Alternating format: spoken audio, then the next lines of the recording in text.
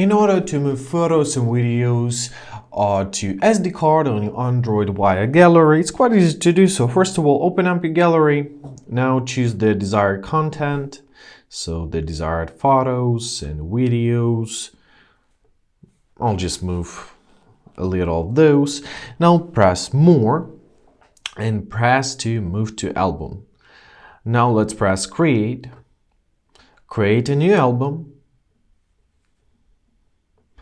And choose your location. Now choose SD card, press create, and basically that's it. Now they will be moved to an album on the SD card. We can check it out by opening up our files, finding our SD card, finding out a corresponding album.